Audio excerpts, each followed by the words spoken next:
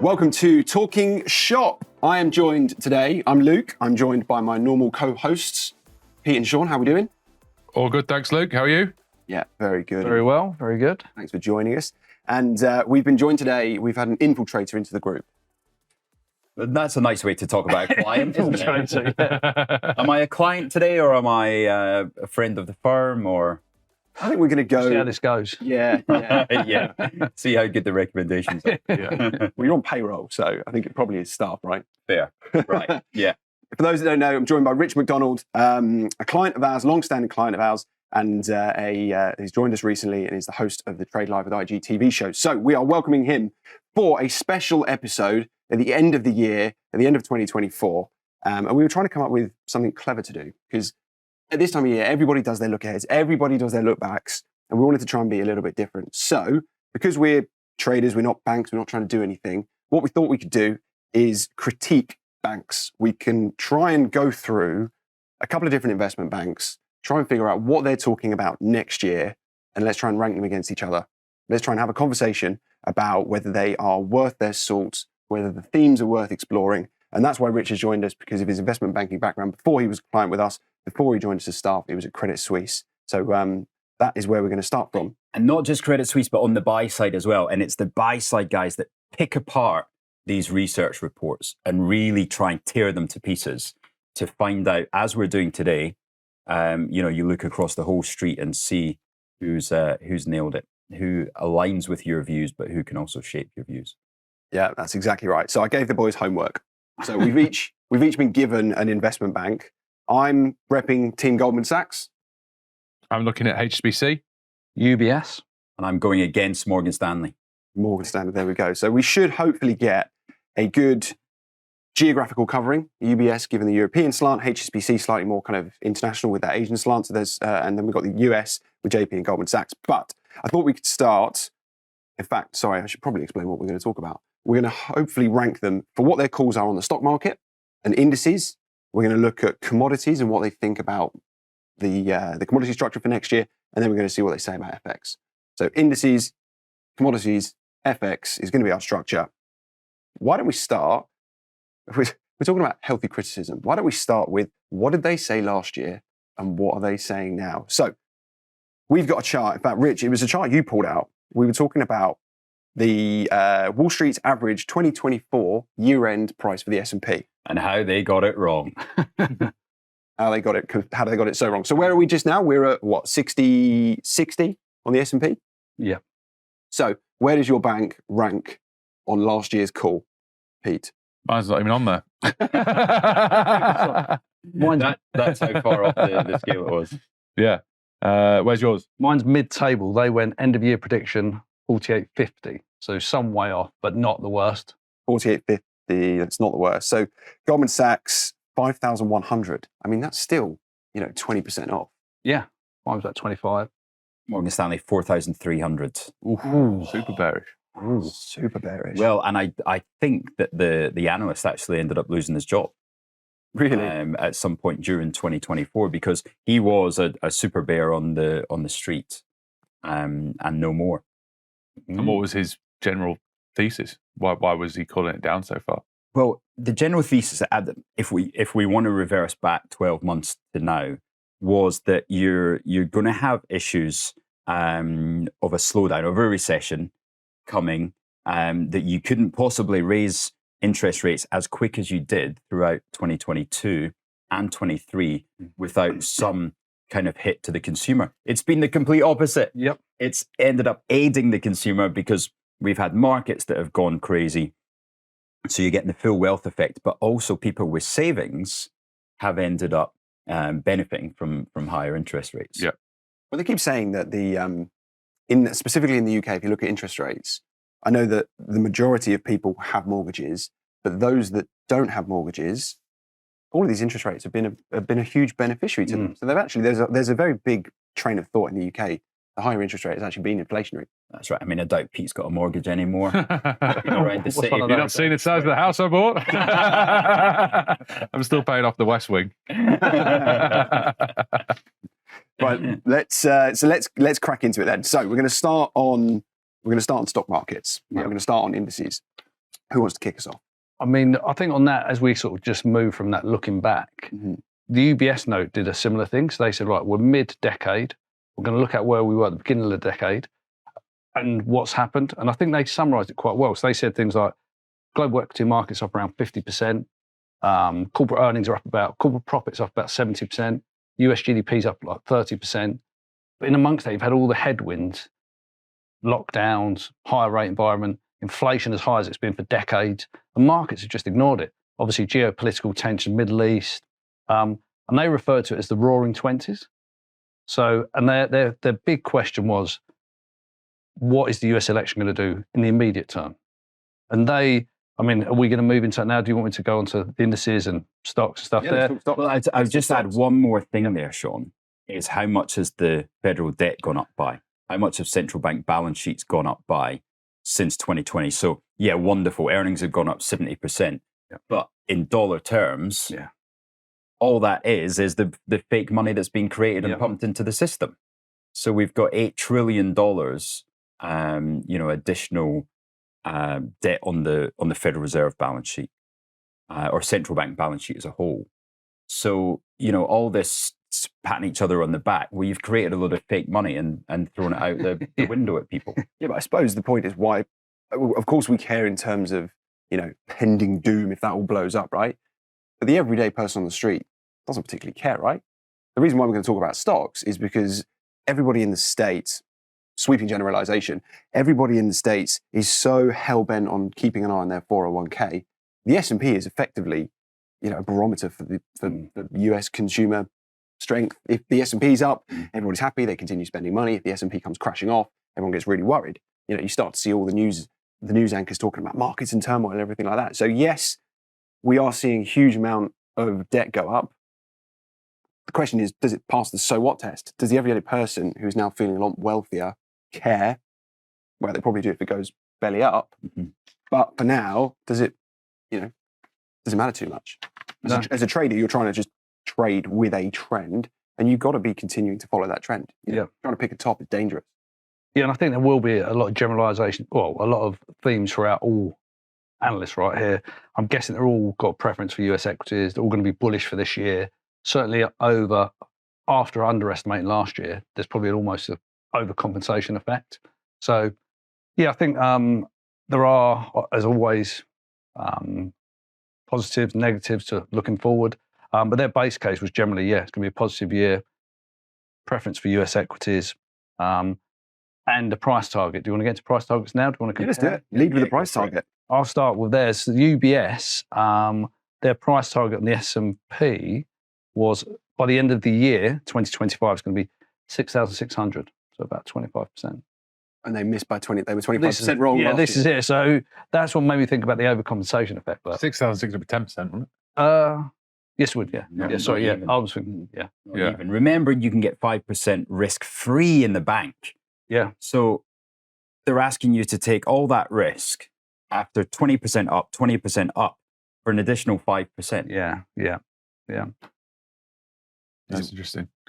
Yeah. No, I mean, looking at you mentioning debt there, and I think as a trader or people listening to the show who are more kind of intraday, intra-week, looking to make money, looking to do an annual return on the year, that issue of debt is something I think it's perceived by many as being it's a kind of government central bank issue. It's not really the everyday man on the street issue, like you said. Like they're looking how to make decent percentage gains. And I was looking at the note that I was looking at with HSBC, which was talking about China. And that was quite interesting because they are effectively taking a lot of the levels of debt sort of on a local government basis and kicking it into longer term dated government debt. So effectively buying it and kicking the can down the road, which we've seen obviously in the US, we've seen elsewhere, like a big debt transfer program. Like their big issue over there is their real estate sector. They need to sort of steady the ship there. Ever since we had that, that thing with Evergrande kind of luring its head maybe even a year or two ago, and everyone was like, oh my God, this whole China property bubble is going to collapse. And obviously it's kind of barely been talked about, but it's still there, right? And so what they're doing is they're taking the debt, kicking it out 3 or 5 years, buying it through the government and essentially financing with state-run banks. So I think in terms of like where banks see things going, the note that I was looking at, they were saying that maybe this huge boom we've seen in the US since COVID potentially starts to slow down a little bit, and we start seeing bigger growth post-pandemic in areas like China and India. So long emerging markets. Yeah, kind of, yeah. And obviously their big headwind or big risk is the strength of the US dollar. So I think on the one hand, you kind of got tax cuts and deregulation and everyone going, we're going to drop rates in the States, versus the likelihood that longer rates stay higher for longer, and the impact of the tax cuts causes reduced globalized trading. And then all of a sudden you don't get the growth that you're expecting in the States, but you might get it elsewhere. Well, you're going to get that as well with Trump, right? The deglobalization. Did you say you found that term friendshoring? Friendshoring, yeah, about Japan. Yeah. Yeah. So friendshoring, I believe it was a term that we're using whereby if a country was effectively producing something which is very useful for the rest of the world, aka chips, then they were kind of effectively friendshored, which was kind of protected against any other sort of like global politics. It's kind of all that. Let's just ring fence them. Is that the TSMC deal being brought on? That sort of thing, yeah. So they're still going to be looking to kind of introduce tariffs, but to TSMC, to all these chip manufacturers, they're being brought onshore as a friend because they're contributing to the economy. Yeah, exactly right. And Japan was another one that they were kind of earmarking for growth over the next year because of that, and because of the way that they've run their economy, and because of their low levels of inflation. But that was tempered with the huge kind of headwind of what happened on August the 5th with the unwind of the carry trade, which sent obviously massive shockwaves through the whole world. So they were sort of saying, if you're going to go into Japan, great, but have some kind of risk modeling hedge on dollar yen or something, which, I assume the big banks probably had on August the 5th, which is why the market bought back within a week, because I think everyone realized that, it was a big tremor, but most were probably kind of set up with some kind of hedge against it. I don't know.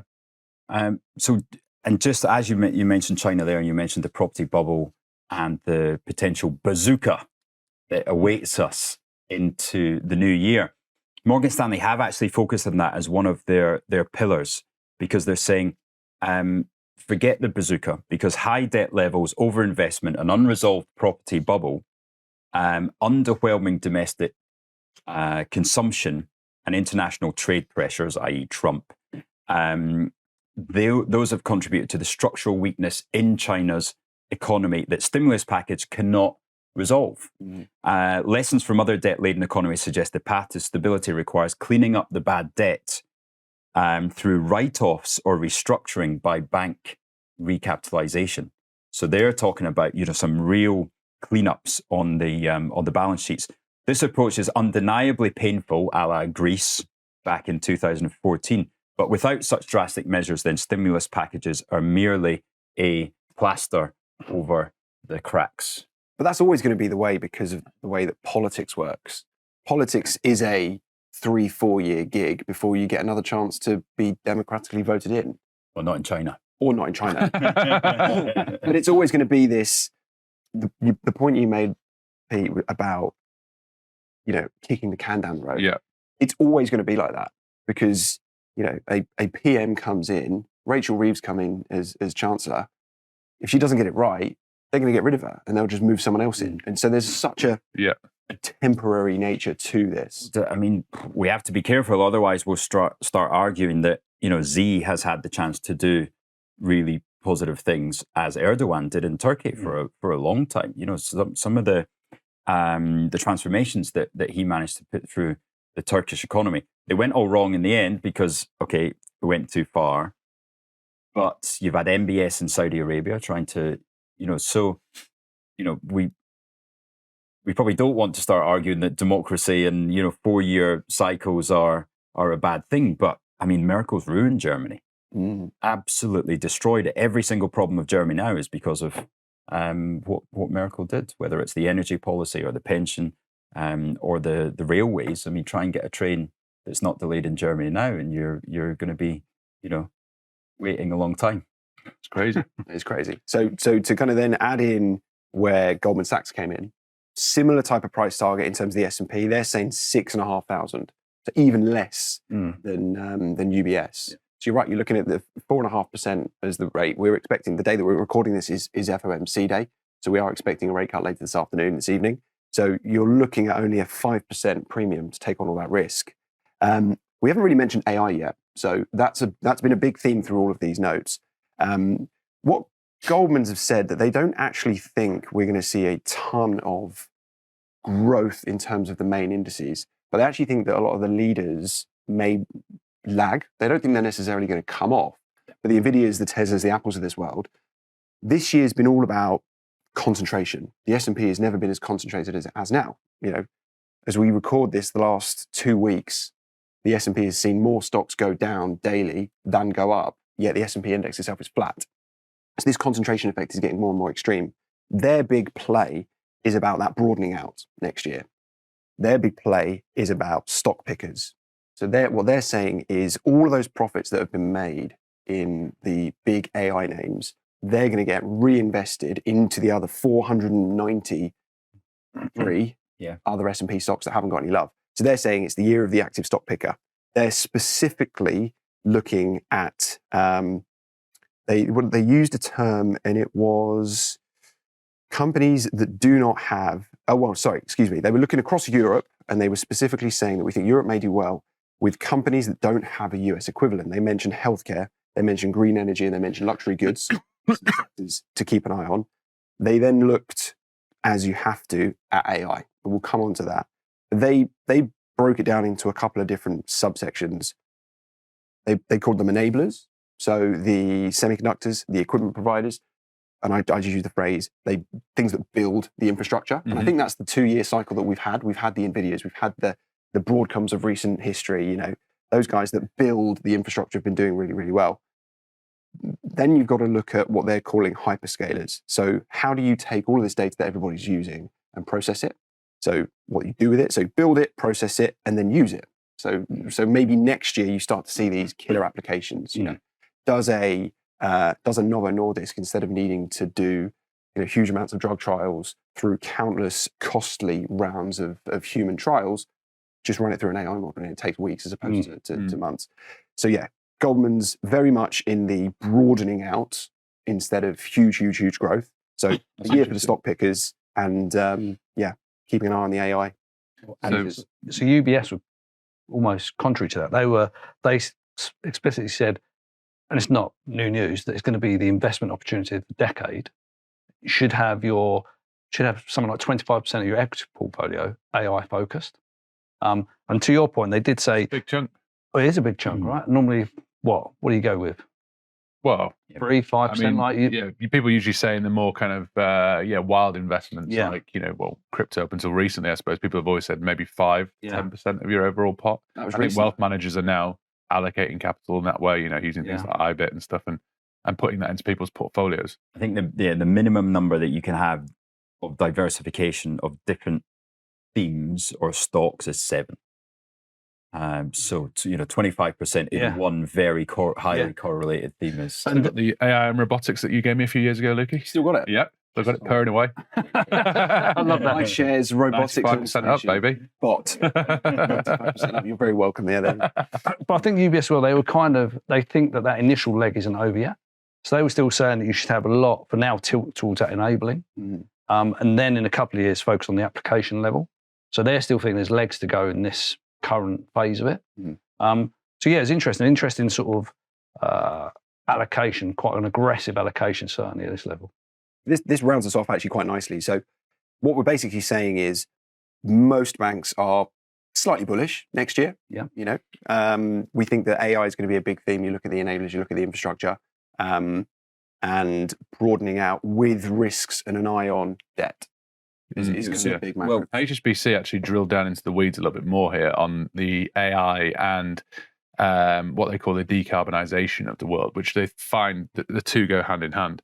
Now, this is quite interesting. Yeah, you've cut ahead. So this is where I actually think we can start to now talk about commodities. Got you. Because we talk about AI, we talk about power. Yeah. That seems to be a theme through all of these notes. Yeah. I didn't mean to cut you off. Yeah, no, that's all right. No. So basically, they were kind of saying similar to what you've been saying there about the big names, etc. But realistically, they looked into the transition and urbanization and decarbonisation, all this sort of stuff. Basically, clean energy and all of this sort of stuff requires significant materials. So they were saying wind turbines require concrete, steel, aluminium, rare earth minerals, plastics, etc. Offshore wind farms demand even more steel than coal plants. Now, they were saying with urban populations expected to get to 9 billion by 2050, and materials needed to do those urbanizations of smart cities, high-speed trains, infrastructure, AI power. We've seen Google this year already coming up with the small nuclear reactor purchasing, looking into that space. Well, Microsoft bought 9 Mile Island. And those stocks going crazy on the back of it because they need this power to generate enough to run these things, because unfortunately the sustainable energy that we've got at the moment isn't robust enough to be able to support that sort of infrastructure network. And it's kind of a self-fulfilling cycle where you want to use AI more to push that forward, but at the same time you've got to fuel it with traditional power sources, all under the kind of net zero guidelines of let's get there. And it's like coming up with ways to do that. So one of the things they were looking at was it was quite interesting. They were saying that decarbonisation has 2 categories, which is mitigation and adaptation. So mitigation encompasses clean energy, electrification of your transport, corresponding infrastructure, all that sort of stuff, which demands materials, namely copper. And then they were saying adaptation ties it more into basically how we build stuff and live in communities and stuff, using AI and all that sort of stuff. So the 2 go hand in hand, but realistically both boil down to one material factor or one commodity, which is copper. And so they were like, it's been awful. Yeah, and something that you love, you talk about on the show, you're always into, Glencore's, Rio's, Anglo's, and you look at those stocks and you look at the year they've had, apart from Anglo with the, approach from BHP, which is buoying it up. They're all was primarily for copper. Yeah, they're all roughly 20% down year to date. What's the underlying? How's copper itself performed? Dreadful. It's traded between $410 and $435. And it's currently at 413. So it's right at the bottom of its range. And, Goldman's pumped it this time last year to no avail. There's the eternal bull story that because, for anybody who hasn't looked into copper closely, you have a very small surplus or deficit of demand versus supply. And if it gets knocked out of equilibrium, if you get problems in Chile, or in Australia, something like that, Argentina, and Peru, and it knocks, or you get strikes, and it knocks that supply down, then the price can skyrocket because the amount, the size of the market relative to the surplus or deficit is really tiny. So people keep on talking about that supply just. The miners since 2015 haven't invested in new mines.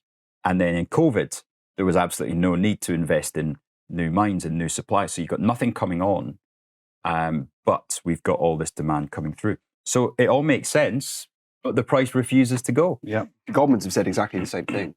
They've come out and they've basically called investors out for this green kind of decarbonisation piece to say is you cannot have one without the other. To get to where we want to get to, you need to have carbon emitting power sources to get us there.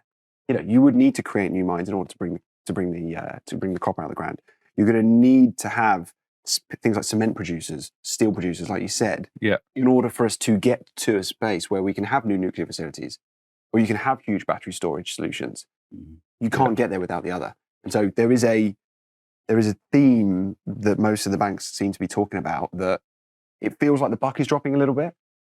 All of this money that's been invested into ESG, it's all gone with incredible intent, but you cannot get there without, you've got to ruffle a few feathers, basically. Is the right of course. Yeah. I was looking here, they were saying that they need an estimate of 27 new copper mines are needed by 2030, which is a new one every year in the States. And they've got to produce an estimated demand of 300,000 tons of copper on an annual basis in order to do all the AI and data centers. So it's like they've got to do all of that, and you've got to do all of that by 2030, but you've got to meet net zero and you've got to hit 2050 this, and you've got to do this, and the other. I mean, they did a nice little diagram here of like what power needs to be provided versus renewables. And it was like the bull case was that 78% of the energy mix needs to be from renewable power in order to get to net zero by 2050. But realistically, all that raw material constraint you're not even going to get anywhere near 50% of that. Yeah. That sounds like we need to go shopping for kind of UK AIM-listed copper mines. Well, lucky you say that. I've got a lot of research on that. Unfortunately, you are a bit of a disadvantage here because Goldman's lost their top copper analyst to a hedge fund in July. My good friend Aditi, big shout out to you, Aditi. But yes, she's been on visits to Peru and she's been down the mines in Chile. Mm-hmm. And it just shows you that hedge funds are coming in for those copper analysts everywhere because they know that's the story over the next 2-3 years. Yeah. UBS, their high conviction pick was copper. Really? That was it, yeah. It makes a lot of sense. It makes a lot of sense. Shall we go over the ways that you can play it? Yeah. Of course, Antofagasta is tough because it's very much held by the family that own it. So you've got potential taxes on, like we do to the oil companies here. Mm-hmm. Chile do it to their copper mining companies.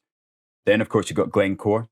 You've got Anglos, and this is exactly why BHP came in to buy Anglos, because it knows that copper is the big story sometime over the next 10 years. But Anglos is still sitting there on some great copper assets. So they just need to get the problems in South Africa out of the way, as they're trying to divest those platinum businesses and iron ore. Is that your conviction pick then? Well, I mean, it wasn't coming in here, but now that I've heard it from UBS, balls in the room, then would you play it? Would you play it like that? Would you play it via minor, or would you try and own the underlying?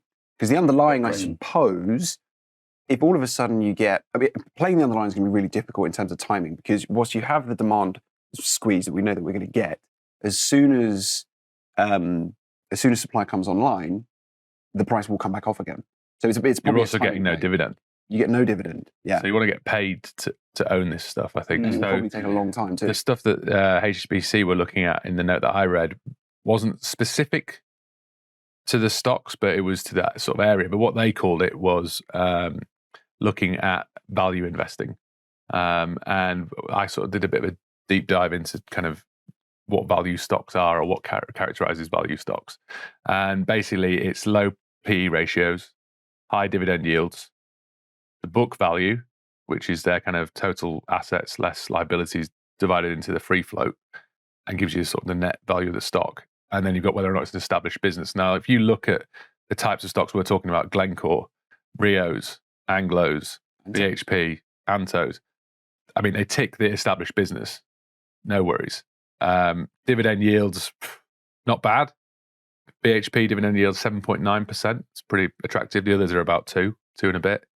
And then you look at where they are year to date, they're all off about 20%, apart from Anglos. So you could build yourself a little basket, get some dividend yield, have some exposure to it. I think there's a copper miner ETF as well. That was going to be my next question. And that includes First Quantum. So First Quantum's a really interesting one because they had a big a copper mine in Panama. And the government came in and said, no, that's ours now. And that, obviously the stock price down 25%, I think it was. But if, for example, somebody who come in and have negotiations with the new Panamese, easy for me to say. Panamanian? Panamanian? Panamanian? I think it's Panamanian. I think it is, yeah. The Panamanian Devils. Panamanian. If you could, then First Quantum's worth a look at.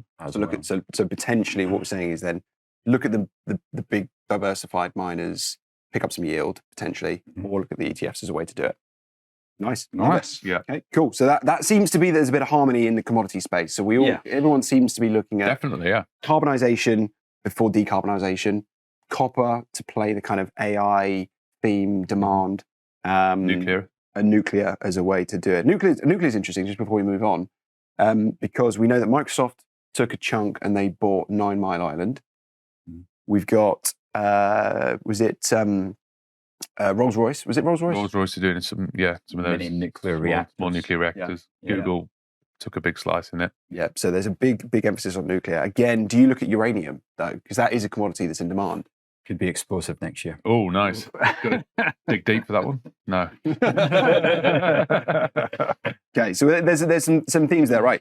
Let's move on to the final topic. I would just throw in there Morgan Stanley neutral on oil, because there's just this oversupply, and that's a big theme into next year. I know oil's a big favourite for people to trade. Yeah. So, but it does look like there seems to be a consensus that the market's oversupplied into 2025. So any problems that you get, some kind of physical disruption through tensions in the Middle East, then it just, you go into that wall, which looks an incredible trade by Biden, if he knew what he was doing in letting all the strategic reserve go in the mid 80s, high 80s. Yeah. A hiatus, and then buy all back. Very, very chilled in buying it back. UBS were bullish on gold as well, not as much, but they still thought it was going to be higher next year, 2,900. So yeah, HSBC bullish on gold as well, flat on oil. Lovely. I've got some short June puts that need to come back in again. Yeah, bought the dip too early. Then I think if we move on to FX, then there's a clear theme around the dollar, but there's interesting different views. So who wants to start us off in terms of what they're thinking about the dollar? Of course, we've got Trump's inauguration early January. Everyone's thinking about what is he going to do in his first 100 days. You've got deglobalization themes, you've got tariffs, you've got everything that comes with it. So go. Who wants to take it? Yeah, HSBC, they were kind of flat to small bearish on the US dollar. I think their biggest concern is that it does continue to strengthen, and that ruins all the sort of emerging market plays.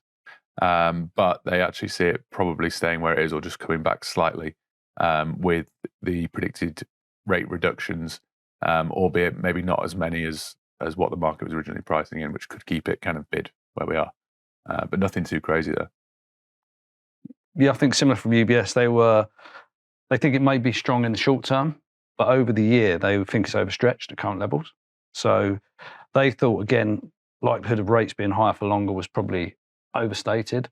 They did touch on inflation there. I think that the potential for inflation to go up again is probably overstated as well. So for that, yeah, they, in general, across most majors, their calls for the end of the year were about 5 or 6% lower for the dollar. So yeah, I think they were probably more bearish but yeah, they were still think it's overstretched. See, Goldman's are the opposite. Goldman thinks that this dollar strength is going to continue. So they fell short of actually making a call at a price, but they've got an economic activity tracker. And so what they're looking at across the next 12 months, they see they see the US trending above the historical trend line in terms of activity. They think the rate cuts will come, and they think that will stimulate growth. But they think that because there's growth in the US, they think that people will naturally want to continue to buy US equities. So there's going to be a natural demand for US dollar. They actually then see that's so they think that's going to be dollar supportive, but they don't necessarily call for it to be up 5-10%. They're just saying they think it will continue to remain strong. They actually think that what it's going to be kind of trading against is they're really concerned about the euro. They're really concerned about the euro. And I know, Rich, you've spoken about it on the show. I think when they look at this economic activity tracker, they're saying that the euro area, if you get Trump that comes through, we know what he's talking about in terms of his trade policies. He says tariff is a beautiful word, right? That's exactly what you're going to get. Europe has traded recently like that's going to hit them the hardest. The euro's been absolutely trashed in the last month or so since he came in. So they're really worried. They're almost calling for euro dollar to go, down to parity. I think it was way below parity. Really? Yeah, I think it's 90 written all over it. So UBS called it end of next year, 112. Wow. That's how you make a market. Yep. It's like one of your prices, 90 to 112. Reassuringly wide. Sure. I think the one thing that Goldman's are quite concerned in, so they basically think the dollar's going to continue to stay dominant. They think euro is weak. They're concerned about growth in the UK. They're really concerned about growth in the UK. They're seeing that GDP growth in the UK is going to be 1.2% next year. That's against what the Bank of England is saying. Bank of England is saying 1.5%. So they think the GDP is going to be worth less. They said there's the recent budget that the UK government have put out is less expansionary. They've said that we're going on with the US. They just say that there is uncertainty over there, and they think uncertainty will breed dollar strength, so the pound will lose out as a result. And they're really concerned about, they've called out, which I thought was quite strange when you're looking at sterling, was the planning changes for the housing market. They say that there's going to be such a need to spend to fund the Labour budget, which means you're going to have to borrow more, which means you're going to have to see the pound devalue. But the Labour government have said they're not going to do that, and they're going to go about it fiscally. Or rates go higher to sustain a stronger pound, which means that house prices come off, and maybe you don't need to build as many houses. Well, they were calling for rates in the UK to be at 3.25% by the end of next year. So market's currently pricing December UK rates at about 4%. But they're really saying it's not going to. They're going to cut maybe sometime in the spring or summer if they need to. But Goldman's were really bearish. They said that this budget is really going to cost us. They're really going to have to try and stimulate some growth. They're going to try and cut rates. I don't think the bond market allows it, because if they have to borrow, right, and the budget doesn't math, the math doesn't math, then market is going to dictate interest rates, not the government, and not the Bank of England. What was their call on cable? Did they have one? No, so actually the Goldman note in total, apart from that slight call on the S&P, they were very light of calling target prices. Okay. What did UBS say? 135 on cable. 135 on cable. By December next year. Yeah. Your holidays in Scarborough can widespread. So we got a really interesting trade here. Morgan Stanley are saying that the risk of a sharp yen appreciation, right? We all know that the pressures in Japan are completely different, right? Strong economy. So the risk of a sharp appreciation, which has got problems throughout the whole world, if that happens, that's been curtailed by the stronger dollar. Right, but what happens if the stronger dollar, if we see some kind of surprise there, suddenly you get a negative non-farm payroll number, or growth disappoints, and we don't have that stronger dollar anymore, then the yen strengthens, right? The carry trade, we have a second explosion there, because there are tens of billions of dollars being repatriated into Japan, and they can buy their own debt rather than buying US debt. So rates across the whole world are going to go higher. So if you have that, that August the 5th might have just been the little teaser. Yeah. The little amuse-bouche. Exactly. Wow. And then we get, the unwind of all this, 23 times earnings on the S&P 500 and, the AI trade and all these things. So what are you buying? You're buying dollar yen puts, 140s, 130s, 120s, kicking them all out of the calendar? Or are you selling up calls? How are you attacking it? I put the two ideas together, right? So I'll take the dollar risk out of it, because I actually think that the dollar is relatively okay. And in the meantime, I think that Europe's in a whole world of trouble. Germany and France both impotent. No chance of getting any policy through there until May. Mm-hmm. So you've got a weak euro, but you've got a strong yen. So it's long yen against the euro, or short euro yen. That would be my favoured little flurry into the FX McDonald's 2025 tip of the year. Not advice. Not advice to your own research. Revisit that next year. Yeah. Pete, can I get a price on euro yen, please? Yeah. What's that? You buying euro yen? Okay. Never get it the right way around.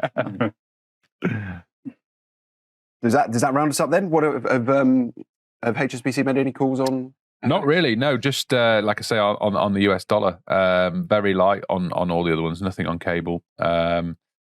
Nothing. A little bit on Japan. Again, just like echoing Rich's comments there. Really, that their economy should benefit. They've got quite a high growth target for Japan relative to this year.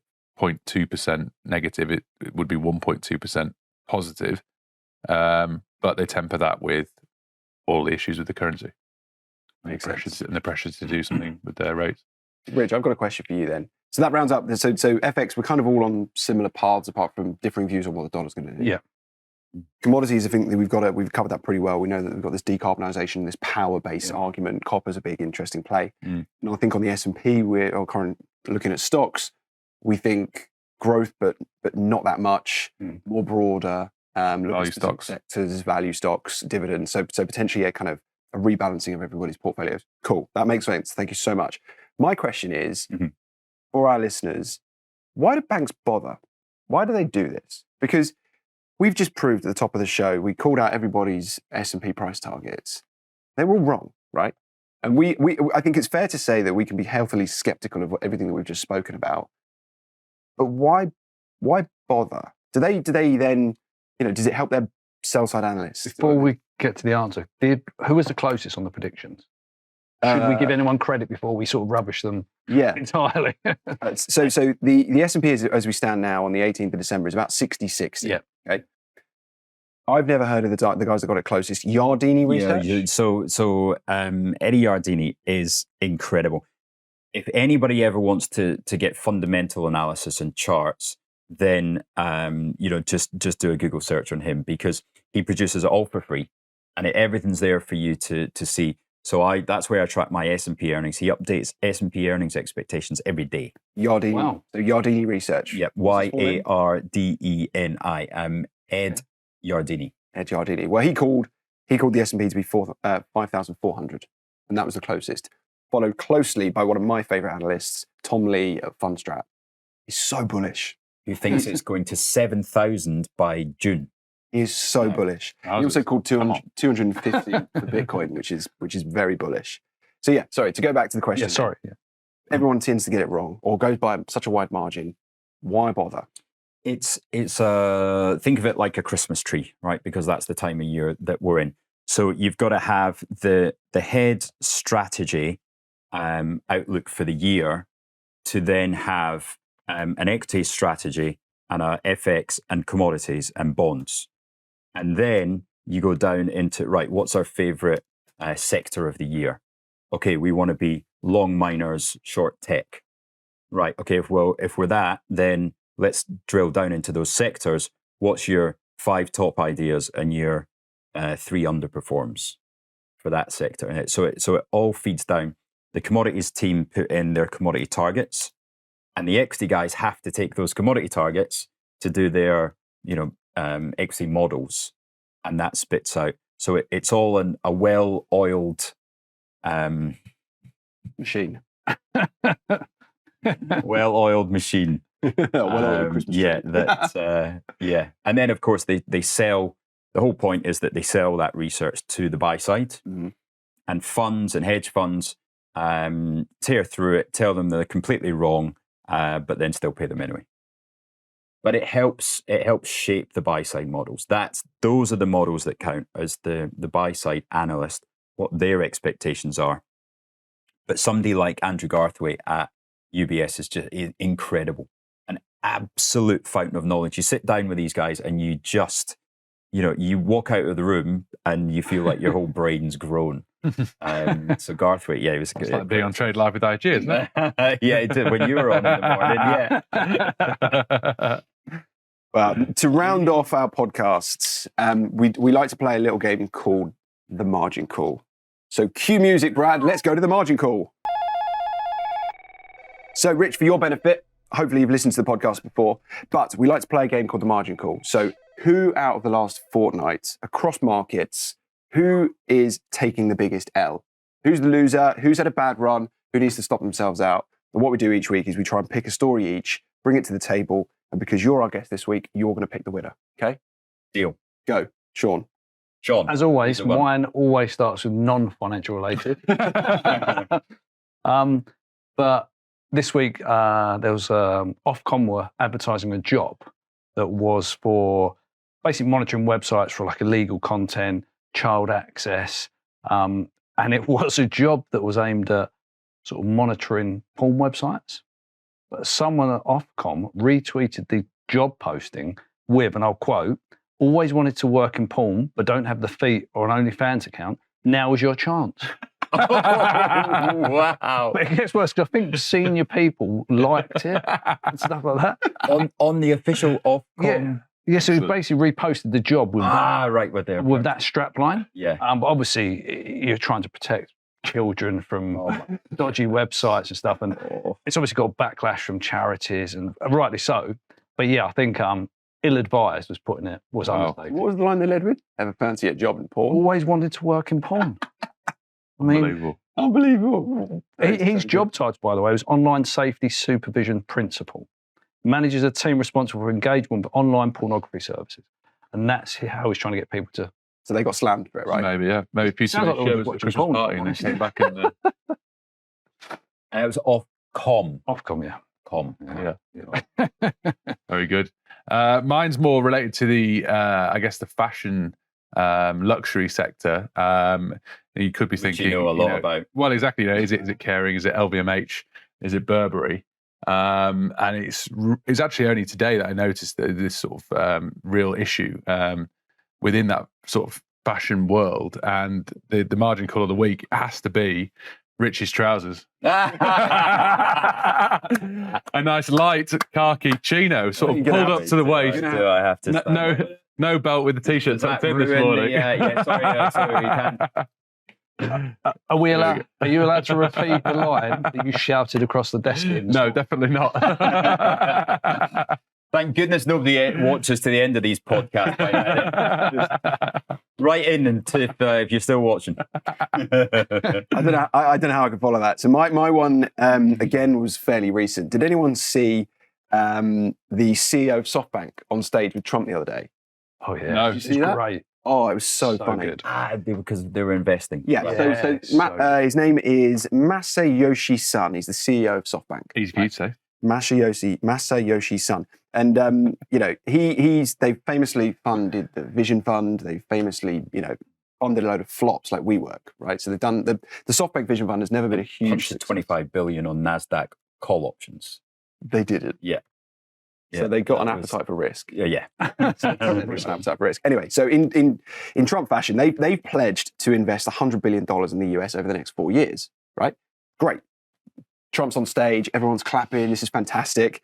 And Trump, he's gone on and as this guy, and he's not the tallest guy, right? But he's a third of the height of Trump, or like half the height of Trump. It looks kind of like he's just about, over the little kind of mic stand, right? And he's saying, look, we're really proud, $100 billion. And Trump just goes, yeah, could do 200 though. So good. And the fear on his face, he kind of looks back at Trump and he kind of looks back and he goes, ha ha ha, you're a really good negotiator. Ha, ha, ha. And it was the worst. And Trump slaps this guy on the back and like yanks him around. Like, goes, power hug. It was unbelievable. The handshake, the 28-second handshake. Unbelievable power play. I've never seen anything like it. But yeah, crazy. Just like $100 billion. Yeah, you could do 200 though. Apparently they only had $30 billion in cash last month. So I don't know where they're getting the money from. It's all smoke and mirrors, like all good stocks. But then he sort of ventured into his, you're a great man. You're a great man. I know you'll get it done. Like in front of an audience who's just, put him on the spot, bully him into another $100 billion. Unbelievable. So yeah, crazy. I don't know the margin. Talk about putting people on a spot for me to decide between those three. Well, definitely in last place is Mr. Ward. Thank you. So yeah, and whoa, that's really tricky between the two. But I think it's got to be Pow Pow. It's got to be Pow Pow takes the win. Yeah, and deservedly so. Thanks. Thank you very much. Just for I often win, by the way. I don't know how you managed to Google search I often win, by the way, I think. You do often win. Yeah, I'm slightly concerned what the kind of social media algorithm is pointing that story to you at. That's on the BBC website. Sure. Sure. I hope we're going to finish up with our own S&P so we can have a look back in 12 months' time and who was the closest. Go on then. I think it's only fair, if we're going to bash the other analysts, we should probably put something out there. Right, go on then. I am bullish. I'm going to go. I think the risk premium. I think rates will continue to come off. I think the dollar will stay fairly steady. I'm going to go 7-1. I'm big. I'm going big. 7,100. Well, I was going to go 7,000 to keep a round figure, but I thought I'd be overly bullish there. But no, nice. So Sean's saying 7-1. No, you're 7-1. I'm sorry. I'm 7-1. You're 7. Yep. I'll go just a modest 10%. Go 6,600. 4,789. Woohoo! Specific. Ultra bear. And then, book. You can hang around with Morgan Stanley. 4,789. We are going lower. And are we going to? And what do you think? What's the rationale there? What's the big driver? Geopolitical tensions. all-out war, No, rise of the I don't robots, think so. humanoids taking A over. realization that literally all we've done for years now is grown the debt pile to an unsustainable level, and the fact that the US budget deficit now is going to be exacerbated by just paying back the interest on that debt. I think inflation continues, so therefore they can't cut interest rates. The debt repayments are high, and therefore the whole thing starts to crumble in the second half. Those puts must be quite cheap around these levels. Quite good trade. Yep. But That's 2 trades I've got. There you go. I mean, are we going to just summarise what the notes have said? Yeah, let's summarise and just quickly. Let's just summarise what's going on. So, Goldman Sachs, there's going to be a broadening out of the rally. That's basically what they're thinking. Yeah. Is the easiest way to summarise it. Yeah, I think position for lower rates, more legs in stocks, certainly in AI. UBS were buyers, obviously strong buyers of copper, gold, and dollar. They think it's overstretched. HSBC was kind of a small reduction in growth in the States after years of astronomical growth post-COVID, and some boosting in areas like China, India, and also this rotation into more value plays, value stocks, specifically copper led. And Morgan Stanley arguing with themselves, because they present one of your arguments and one of Sean's arguments, in that their first part is how to invest in a fully valued market. So very much pointing towards, well, it's going to be a case now of alpha rather than beta. So a stock picker's market. Mm-hmm. But then their second contributor comes on and says that we're now entering what we believe is the optimism phase of the bull market. And that's one before euphoria. And euphoria is when you get the silliness that leads you to then a crash. I think we're a lot closer than they realize. I think we entered euphoria. Okay.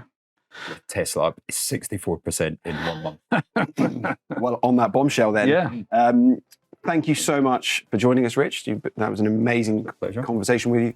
Thanks, guys, for coming. And we just want to say from everybody here at IG, I hope you all have a fantastic Christmas. I hope you have a really prosperous new year. I hope some of that content helped. And we'll see you next year. Merry Christmas. Ho, ho, ho.